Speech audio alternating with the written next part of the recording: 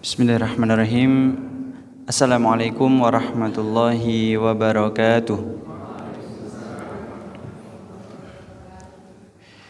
Innal hamdalillah nahmaduhu wa nasta'inuhu wa nastaghfiruh wa na'udzu billahi min shururi anfusina wa min sayyiati a'malina may yahdihillahu fala mudilla lahu wa may yudlilhu fala hadiya lahu. Asyhadu an la ilaha illallah wahdahu la syarika lah wa asyhadu anna Muhammadan abduhu wa rasuluhu la nabiyya wa la rasula ba'dah, amma ba'd. Alhamdulillah, yang pertama dan yang paling utama, marilah kita senantiasa memanjatkan puji syukur kita kepada Allah Subhanahu wa taala yang telah memberikan kita rahmat, nikmat beserta hidayahnya sehingga pada malam hari ini alhamdulillah Allah mengizinkan kita untuk bisa hadir dalam kajian malam Senin di Masjid Fatimatuz Zahra yang insya Allah senantiasa dimuliakan oleh Allah ini. Amin, amin, rabbal alamin. Kedua kalinya tak lupa salawat beriring salam semoga tetap tercurahkan kepada Nabi besar kita Sallallahu Alaihi Wasallam, karena beliaulah yang membawa ajaran Islam dari zaman jahiliyah menuju zaman Islamiyah, dari zaman kegelapan menuju zaman yang terang benderang seperti pada saat ini. Karena barang siapa yang bersalawat kepadanya, maka Allah akan bersalawat untuknya sebanyak 10 kali. Man shalla alayya salatan sallallahu alaihi biha asyra. Tak henti-hentinya kita diingatkan selalu setiap hari Jumat untuk selalu memperbanyak salawat kepada Nabi. Karena sesungguhnya keutamaan daripada salawat tersebut adalah bisa jadi salawat tersebut yang menjadi syafaat untuk kita pada hari kiamat kelak. Kalau kita terbiasa setiap hari membaca Al-Quran, sudah membiasakan itu, karena kita tahu hadisnya Iqra'ul Quran fa innahu ya'ti yaumal qiyamah syafi'an li ashabi. Kemudian kita membacanya.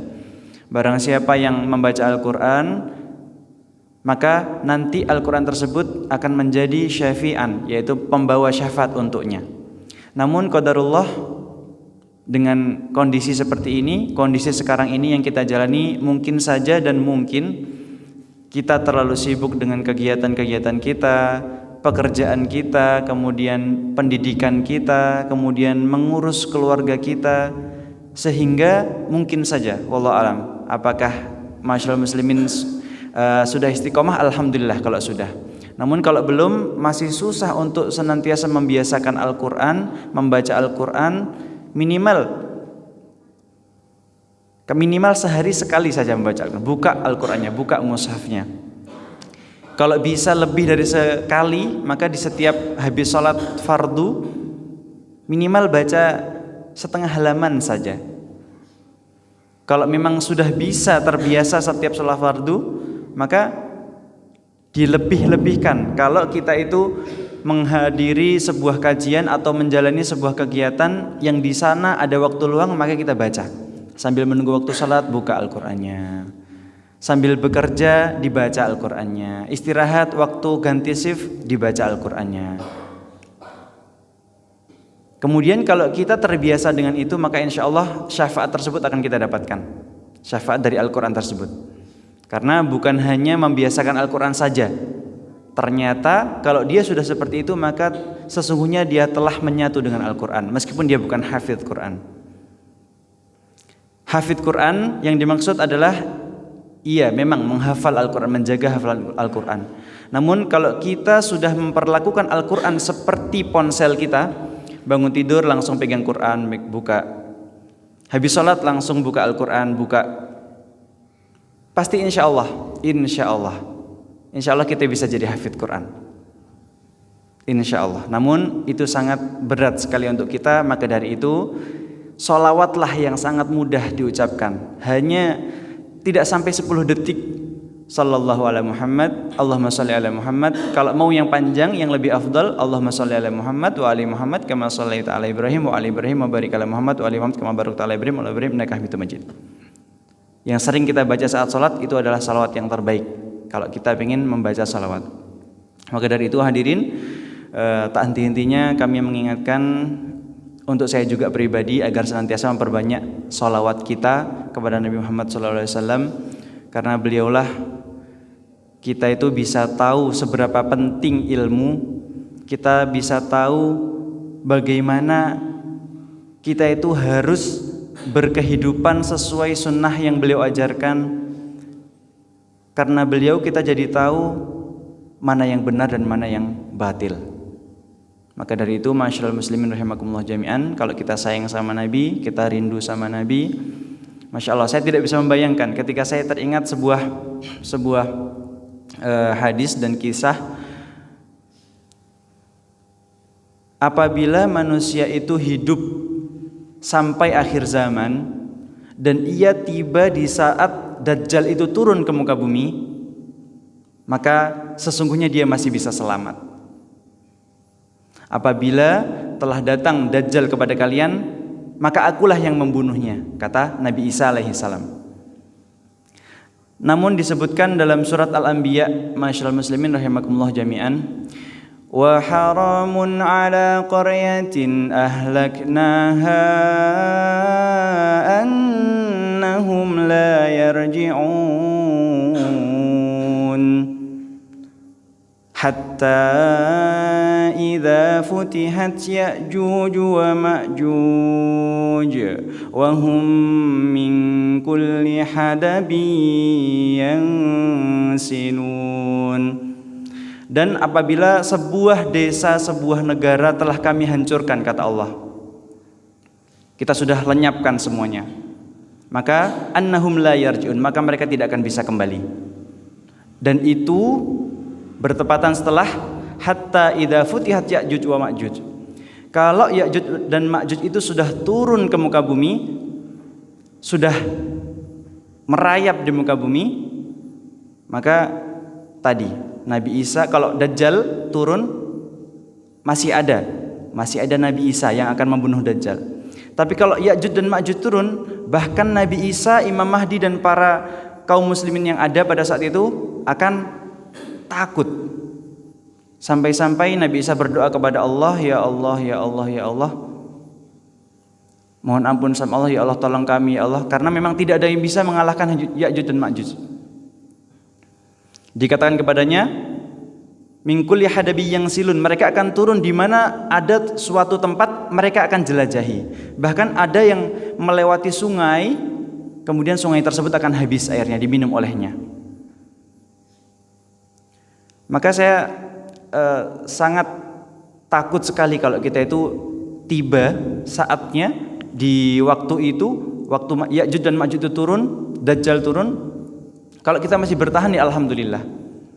Wallahi kalau kita tidak bisa bertahan, amalan kita tidak cukup untuk melawan mereka itu, naudzubillah min dzalik, maka sesungguhnya kita termasuk dari golongan orang-orang yang Allah lenyapkan bersama hari kiamat, naudzubillah min dzalik. Maka masyaallah muslimin rahimakumullah jami'an, salah satu dari ingin menghindarkan diri kita dari kehancuran akhir zaman, untuk menghindari hal itu agar kita tidak termasuk ke dalam hal itu, maka alhamdulillah Bapak Ibu sekalian sudah semangat menuntut ilmu. Maka inilah salah satu jalan yang bisa kita tempuh untuk bisa menuju surganya Allah Subhanahu wa taala. Man salaka tariqan yaltamisu fihi ilman sahalallahu lahu bihi tariqan ilal jannah. Hatta sampai kalau misalnya kita sedang menuntut ilmu dan qadarullah bumi ini hancur, maka insyaallah kita akan mati dalam kondisi syahid insyaallah. Maka dari itu masyaallah muslimin rahimakumullah jami'an, kita menuntut ilmu, kita belajar agar mengangkat kebodohan dari diri kita. Maka kalau kita itu masih bodoh, masih merasa bodoh, berarti kita harus selalu belajar dan belajar. Karena apabila kita itu bodoh, kita belum tahu tentang ilmu, maka bisa jadi kita tidak tahu nanti itu bumi itu seperti apa sih, nanti itu yang terjadi di akhir zaman apa saja sih. Maka itu bisa saja terjadi pada diri kita kalau kita bodoh.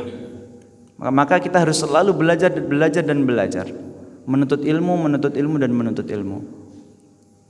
Karena keutamaan kita, seringkali saya mengingatkan, keutamaan kita menuntut ilmu itu sangat banyak sekali faedahnya. seperti menuntut ilmu dalam masjid seperti ini, wa majtama'u qaumun fi baitin min buyutillahi yatluna kitaballah wa yatadarrasunahu bainahum illa nazalat alaihimus sakinah. Barang siapa yang berkumpul di suatu masjid di rumah-rumah Allah, mereka membaca Quran, kemudian mereka belajar Al-Quran tersebut, mempelajari ilmu tersebut, illa nazalat alaihimus sakinah, kecuali Allah akan menurunkan untuknya sakinah, ketenangan. Kira-kira Bapak Ibu sekalian, apakah ada yang sedang gelisah di sini?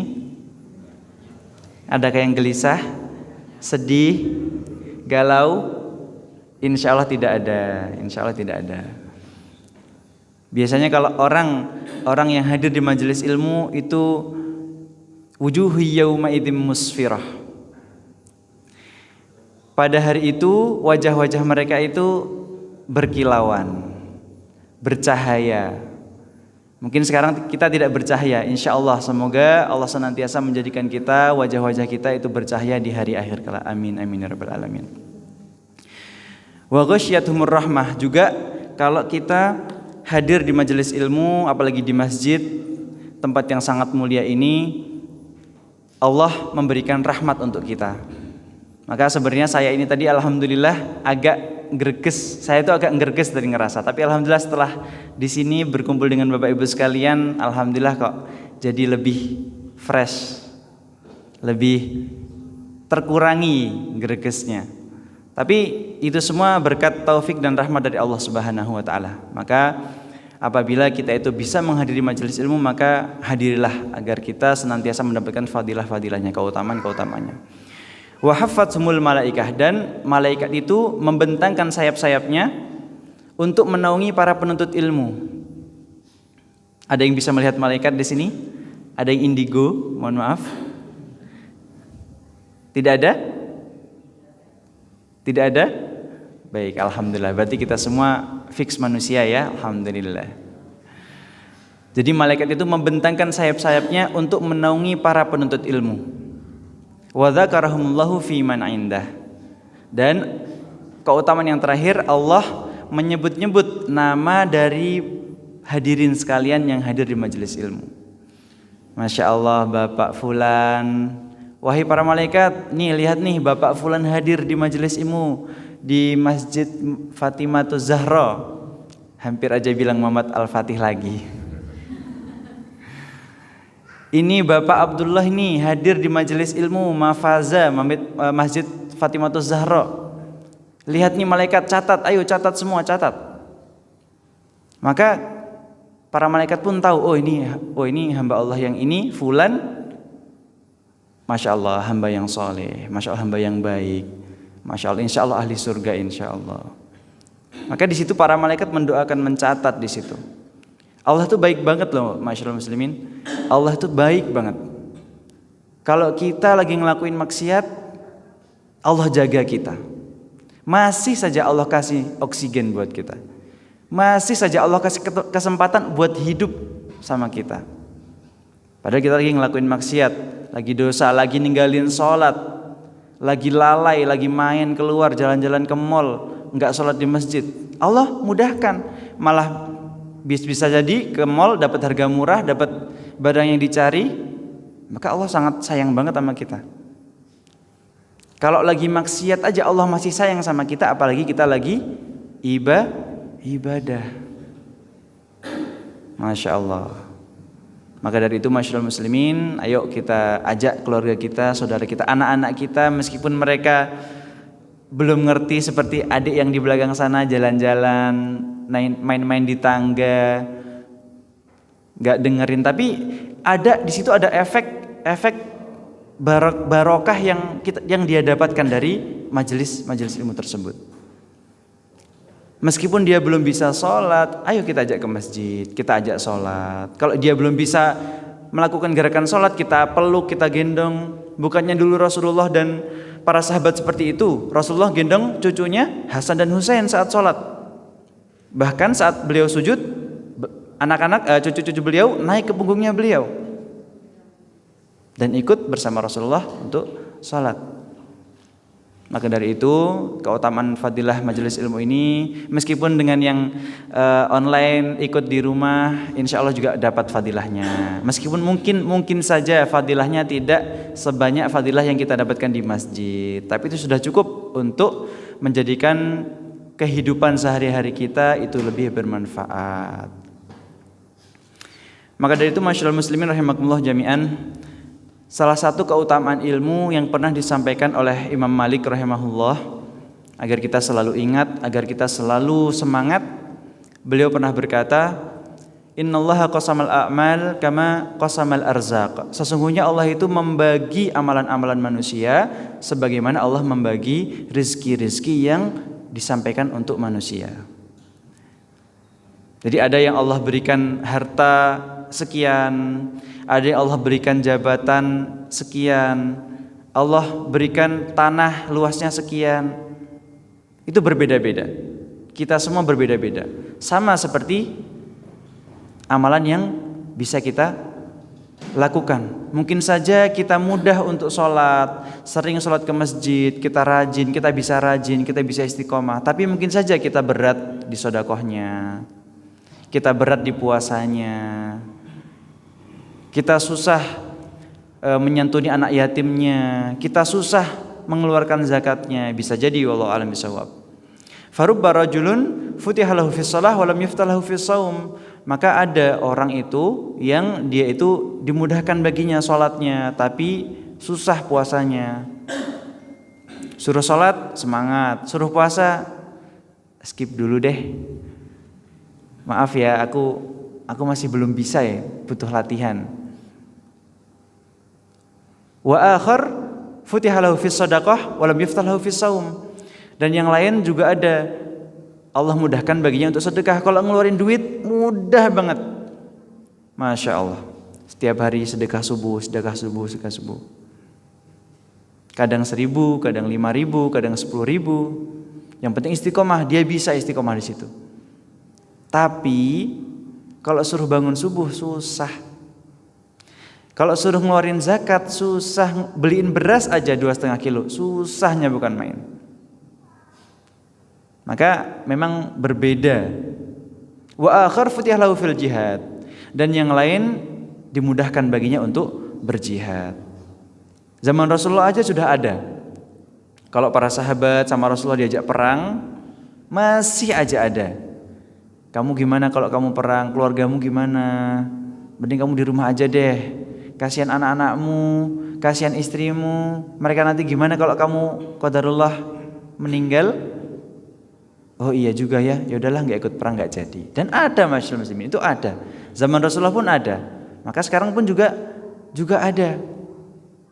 Kalau kita bisa jihad menuntut ilmu ke sini, belajar ke sini, jauh-jauh ke sini, melangkahkan kaki ke sini, meluangkan waktu kita untuk belajar, maka beda sama yang lain. Mungkin aja yang lain, maghrib mending enaknya di rumah deh sambil nonton TV, sambil makan mie instan. Wah, kayaknya apalagi hujan, dingin, udah lengkap. Kan maghrib kan lebih baik di rumah. Gimana kalau di rumah aja nggak usah ikut kajian, baca Quran di rumah aja?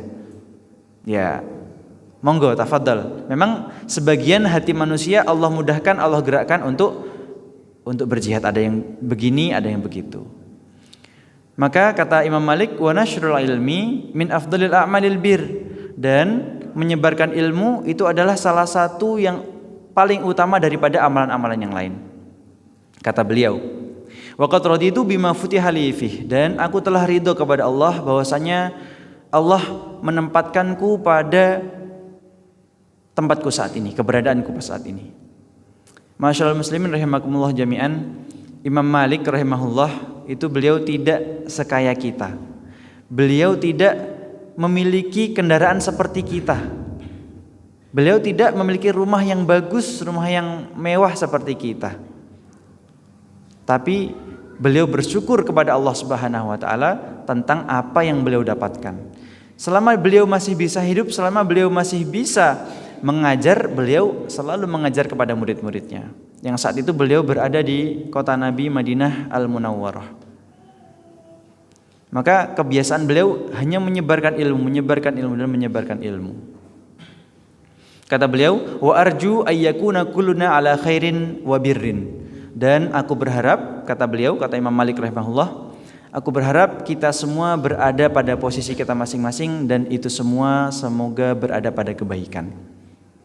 Nah, kalau kita punya posisi masing-masing, ada yang jadi polisi, ada yang jadi camat misalnya, ada yang jadi presiden, ada yang jadi pemimpin dan lain sebagainya, ada yang jadi guru.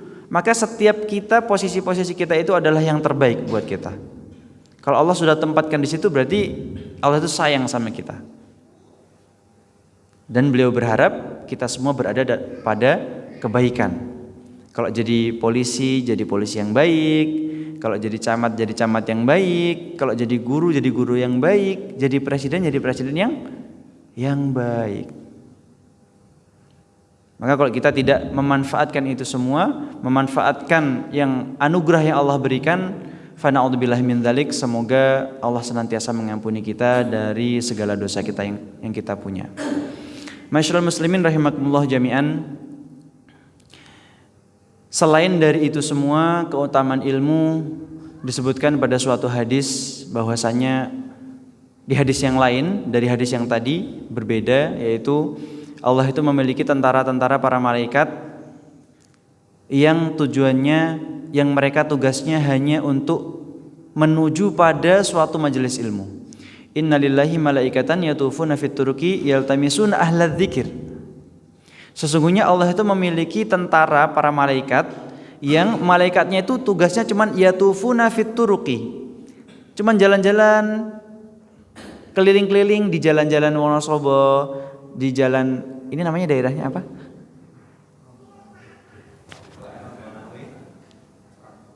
Kalau dimaafkan Wonolelo ya. Kalau di sini apa namanya? Oh, di sini Wonosobo kota. Ya. Di Wonosobo, di alun-alun. Dimanapun ada jalan, di situ malaikat itu berkeliling. Sampai dia menemukan ahlu dzikir, orang yang sedang berzikir kepada Allah, yaitu dengan cara menuntut ilmu. Kalau kita menuntut ilmu, kita sesungguhnya sedang berzikir mengingat Allah, ma'asyiral muslimin. Kecuali ilmu yang tidak bermanfaat, kecuali bukan kajian atau majelis ilmu, hanya majelis ngobrol. Tapi kalau majelis ilmu, maka malaikat akan datang di situ. Kemudian fa idza wajadu qauman tanadau, kalau mereka itu menemukan sebuah kaum yang tadi sedang berzikir mengingat Allah, sedang belajar menuntut ilmu, tanadau, mereka saling memanggil, para malaikat, teman-teman, ayo sini semua, sini ada kajian. Yalla ta'al, indana muhadarah fi masjid Fatimatuz Zahra. Yalla ta'al, datang, malaikat datang semua. Kemudian setelah pada kumpul, Allah tahu, pada ngumpul di situ, ada tempat yang malaikat itu pada ngumpul di situ. Kata Allah, halummu ila hajatikum. Oke, sampaikan apa hajat kalian. Kata Allah, madza yaf'alun, wahai para malaikat, apa yang mereka lakukan? Kata malaikat, wallahi yusabbihunaka wa yahmadunaka wa yumajjidunaka. Kata malaikat tersebut, demi Allah, mereka para penuntut ilmu itu sedang berzikir kepadamu ya Allah, bertasbih kepadamu ya Allah, mengagungkan engkau ya Allah. Lapor malaikatnya, mereka semua sedang melakukan itu. Fahal ra'auni, kata Allah, hal ra'auni, apakah mereka melihatku? Kata malaikat tersebut, la wallahi ma ra'auk. Tidak ya Allah, demi Allah mereka tidak pernah melihat engkau. Fa kaifa law ra'auni, kata Allah, terus gimana kalau mereka melihatku? Kanu ashadda lahu tasbihan wa tamjida. Sesungguhnya kalau mereka melihat engkau, mereka akan lebih semangat, lebih lagi tasbihnya, lebih lagi zikirnya, lebih lagi takbirnya. Famadza yas'aluni, kata Allah. Kemudian apa yang mereka minta? Yas'alunakal jannah. Mereka meminta surga ya Allah. Masyaallah muslimin, kesini minta surga atau minta kaya? Minta surga atau minta jabatan? Masya Allah. Yas'alunakal jannah, kata malaikat tersebut. Fahal ra'auha, apakah mereka itu pernah melihat surga? Coba lihat mereka pernah melihat surga enggak? Kata Allah. La wallahi ma ra'auha. Tidak, demi Allah mereka tidak pernah melihat surga. Adakah yang pernah melihat surga? Yang pernah bermimpi surga ada? Siapa tahu ada? Tidak ada? Berarti betul. Surga itu ma ainun ra'at wa ma udhunun sami'at walam yakhtur fi qalbin bashar. Surga itu tidak pernah dilihat oleh mata dan tidak pernah didengar suaranya oleh telinga dan tidak pernah terbesit pada benak kita. Surga. Kemudian famimma yata'awwadun, kata Allah. Mereka itu berlindung dari apa sih kepadaku? Kata Allah. Minan nar, kata malaikat. Mereka berlindung dari neraka ya Allah. Fahal ra'auha, kata Allah, apakah mereka pernah melihat neraka? La wallahi ma ra'auha ya Rabbi. Tidak ya Allah, sesungguhnya mereka tidak pernah melihat neraka ya Allah. Kemudian kata Allah, fa kaifa law ra'auha. Terus gimana kalau mereka itu melihat neraka? Kata malaikat, wallahi ya Rabbi kanu ashaddu lahum makhafatan wa firaran minha ya Rabbi. Wallahi demi Allah kalau mereka melihat neraka, mereka akan lari ketakutan ya Rabbi. Takut setakut-takutnya ya Rabbi. Kemudian di akhir hadis disebutkan bahwasanya fa antum syahidun. Kata malaikat tersebut, kepada malaikat tersebut, kalian saksinya. Laqad ghafartu lahum, sesungguhnya aku telah mengampuni mereka semua. Dan disebutkan dalam hadis, di akhir hadis, karena hadisnya sangat panjang sekali, barang siapa yang bertemu dengan malaikat tersebut di suatu majelis, maka tidak akan sengsara seumur hidupnya. Wa haula'i jalisun laisa lahum julasa la ishqa fihim fi hayatihim fi ma ma'na. Maka mereka itu adalah orang-orang yang hadir dalam suatu majelis yang tidak akan sengsara apabila menemui malaikat yang hadir di majelis tersebut. Wa innahum faqad ja'a minhum laisa minhum fa innahu ja'a li hajatin. Karena di sanalah ada seseorang yang dia datang bukan dari kaum mereka, namun dia datang untuk hajat yang lain. Maka masyaallah muslimin rahimakumullah jami'an, maknanya adalah maka di suatu majelis tersebut ada seseorang yang bukan dari golongan manusia yang hadir kemudian ikut atau mengikuti majelis yang dihadiri oleh manusia tersebut. Sebentar, apakah di sini ada yang tidak kenal? Adakah kita tidak mengenal di samping kita siapa ya itu, orang baru kah? Dari mana ya? Dari Jogja kah? Hati-hati, kalau ada yang nggak kenal berarti naudzubillah. Ya, bukan naudzubillah, maka alhamdulillah. Kita berharap seperti itu karena sesungguhnya disebutkan dalam hadis tersebut bahwasanya dia datang bukan dari kaum ini. Ini kan kita kaum ya. Ini kita semuanya keluarga, kita saling mengenal satu sama lain. Dari maksud hadis tersebut adalah seseorang yang datang bukan dari kaumnya, namun ia datang untuk hajat lainnya, yaitu untuk mendengarkan majelis ilmu. Masya Allah. Ini salah satu cara masyaallah muslimin rahimakumullah jami'an. Barangkali hadis man salaka tariqan yaltamisu fihi ilman itu, barang siapa menuntut ilmu bisa memudahkan jalannya ke surga, itu barangkali caranya itu tadi masyaallah muslimin. Kalau pas dia hadir di sebuah majelis, bukan hanya di sini saja, bisa jadi ada di Masjid Agung Wonosobo atau Masjid Muhammad Al-Fatih atau dimanapun berada sebuah masjid yang ada kajiannya, majelisnya, kemudian kita hadir di situ, maka akan menjadi kemungkinan bisa jadi didatangi oleh malaikat tersebut. Masya Allah. Kalau kita hadir dan ada malaikat tersebut, maka Sudah kita lihat saja, ini hidup kita sengsara enggak ini? Sekarang hidup kita sengsara tidak? Kalau sengsara mungkin saja kita belum bertemu dengan malaikat tersebut. Kalau hidup kita alhamdulillah, meskipun Ustadz, meskipun tidak bermewah-mewah, tidak kaya ataupun tidak lebih, ya minimal cukup buat kehidupan sehari-hari Ustadz, alhamdulillah. Ya alhamdulillah, yang penting tidak sengsara.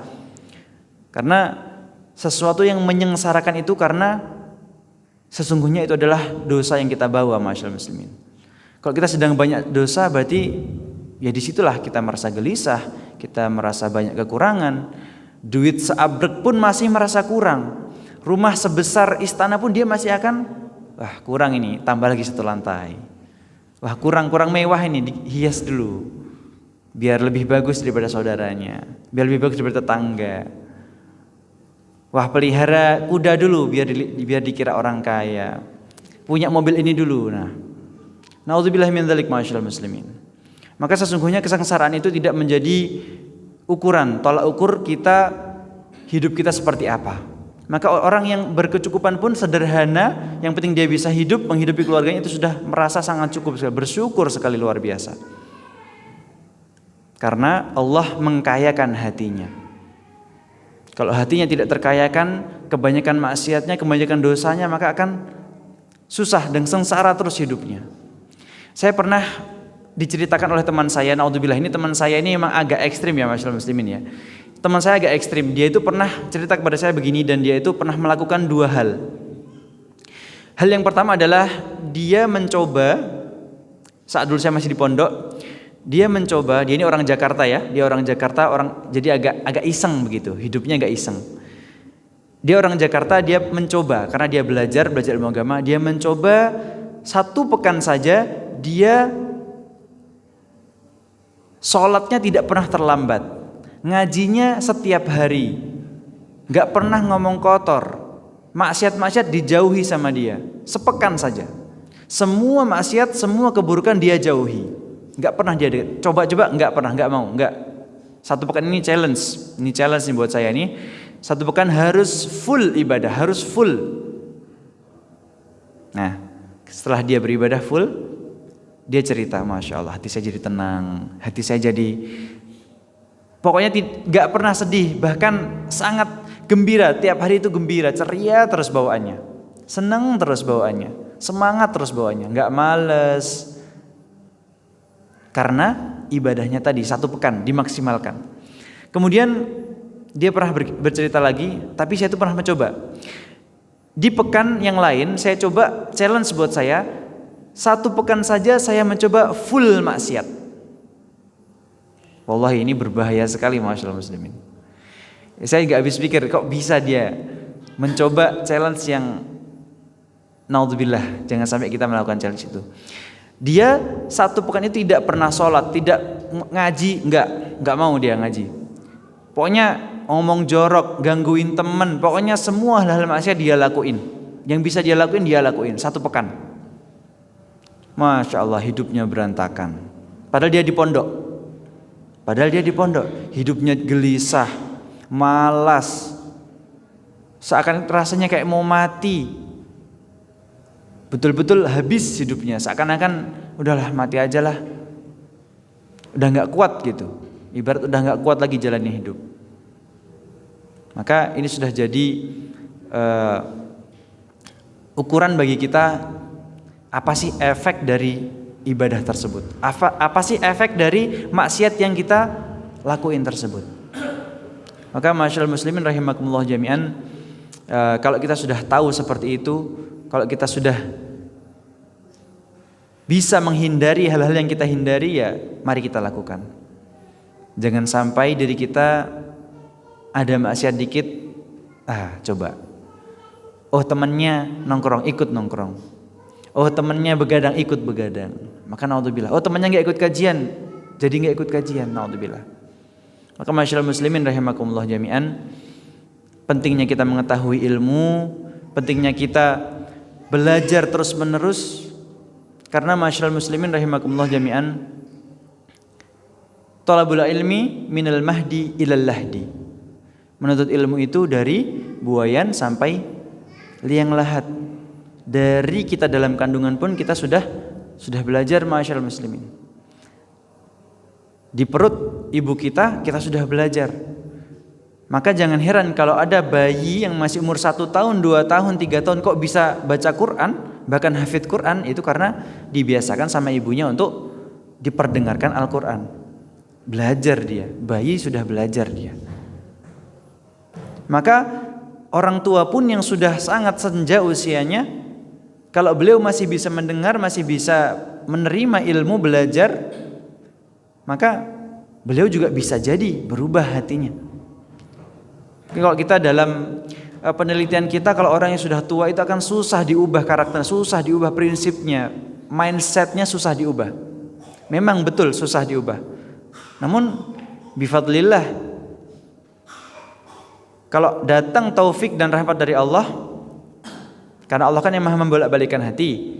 Ya muqallibal qulub, tsabbit quluban ala dinik wa ya musarriful sarif qulubana ila taatik. Kalau Allah berkehendak hatinya di balik yang dari banyak maksiatnya jadi taubat. Jadi baik orangnya. Jadi lurus hidupnya, padahal sebelumnya berantakan hidupnya. Maka tidak ada la haula wala quwata illa billah. Tidak ada kekuatan dan kekuasaan melainkan dari Allah Subhanahu wa taala. Selama kita masih bisa hidup, masih bisa bernafas, masih bisa belajar, ayo kita senantiasa belajar, senantiasa menuntut ilmu. Minimal kalau misalnya kita capek, kita sedang betul-betul sakit, nggak bisa hadir ke majelis ilmu, kan bisa lewat medsos. Masya Allah. Zaman Rasulullah dulu belum ada hadirin. Gak bisa hadir ke Masjid Nabawi, gak bisa dengerin kajiannya Rasulullah, ya udah bencana sudah, gak bisa dengar kajian beliau, terlewat nanti pelajaran-pelajaran disampaikan oleh beliau. Maka sesungguhnya kita ini sudah Allah berikan sarana prasarana untuk bisa menuntut ilmu lebih banyak. Kalaupun tidak menghadiri kajian di sini, bisa mendengarkan kajian di YouTube, bisa di Instagram, bisa di Facebook dan lain sebagainya, dan medsos yang lain, bisa kita dapatkan kajian di situ, masyaallah muslimin.